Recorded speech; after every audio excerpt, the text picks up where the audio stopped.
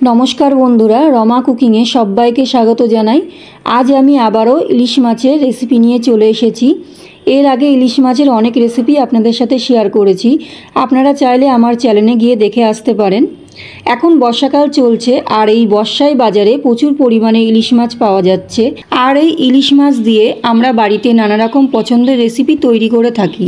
সেই রকমই বাঙালিদের একটা পছন্দের রেসিপি আজ আমি তৈরি করে দেখাবো, দই ইলিশ। তাহলে চলুন রেসিপিটা দেখে নেওয়া যাক। এখানে একটা বাটি নিয়ে নিয়েছি, বাটির মধ্যে দিয়ে দেবো কালো সরষে 1 চামচ, আর দিয়ে দিচ্ছি সাদা সরষে, আর দিয়ে দিচ্ছি 1 চামচ পোস্ত। এর মধ্যে দিয়ে দিচ্ছি একটু জল। সাদা সরষে, কালো সরষে আর পোস্তটাকে আমি 10 মিনিট এইভাবে ভিজিয়ে রেখে দেবো। তারপর আমি মিক্সিতে পেস্ট করে নেব।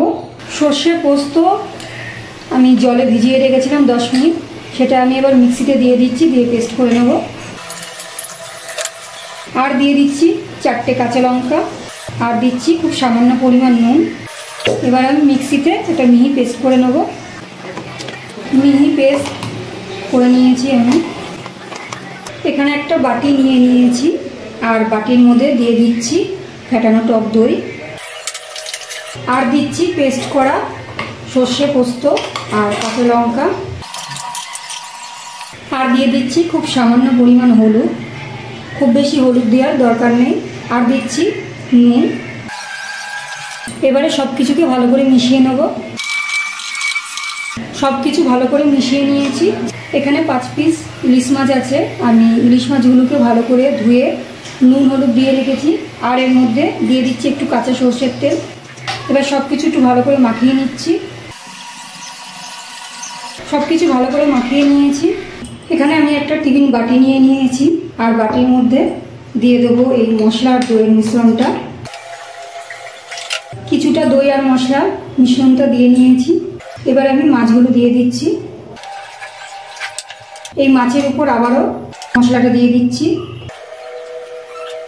মাছটাকে একটু উল্টে পাল্টে দিচ্ছি। এরপরে আবারও এই 2 পিস ইলিশ মাছ আমি দিয়ে দিচ্ছি। এবারে পুরো মশলাটা আমি দিয়ে দেবো। এরপর দিয়ে দিচ্ছি 4টে কাঁচা লঙ্কা চেরা, আর দিয়ে দিচ্ছি কিছুটা সরষের তেল। এবারে আমি একটা ঢাকনা দিয়ে ঢেকে দিচ্ছি, আর এইভাবে আমি 5 থেকে 10 মিনিট আমি রেখে দেবো। 10 মিনিট পর আমি গ্যাসটা অন করে একটা গামলার মধ্যে কিছুটা জল দিয়ে দিয়েছি, আর এই জলের মধ্যে দিয়ে দিচ্ছি টিফিন বক্সটা। আর এই টিফিন বক্সের উপরে আমি একটা ভারী জিনিস শিলনোড়া চাপা দিয়ে দিচ্ছি, যাতে যখন জলটা ফুটবে টিফিন বক্সটা যাতে ভেসে না ওঠে। গ্যাসের ফ্লেমটা লো টু মিডিয়ামে করে আমি 15 থেকে 20 মিনিট আমি রান্নাটা হতে দিয়েছি। 15 মিনিট পর আমি গ্যাসটা অফ করে দিচ্ছি, আর এইভাবে আমি একটু রেখে দেবো। একটু ঠান্ডা হলে তারপরে আমি টিফিন বক্সটা তুলে নেবো। কিছুক্ষণ বাদে আমি ঠান্ডা করে নিয়েছি। এবার শিলনোড়াটা নামিয়ে নিলাম, আর টিফিন বক্সটা জল থেকে তুলে নিচ্ছি। এবার ঢাকনাটা খুলে নেব টিফিন বক্সের। এবার আমি একটা পাত্রে নামিয়ে নেব। দই ইলিশ কিন্তু আমাদের একদম তৈরি হয়ে গেছে। গরম গরম ভাতের সাথে এই দই ইলিশ খেতে কিন্তু অসাধারণ লাগে। রেসিপিটা কেমন লাগলো অবশ্যই জানাবেন। ভালো লাগলে প্রতিদিনের মতো লাইক করবেন, শেয়ার করবেন। আমার চ্যানেলে নতুন বন্ধু হয়ে থাকলে চ্যানেলটিকে সাবস্ক্রাইব করার অনুরোধ রইল।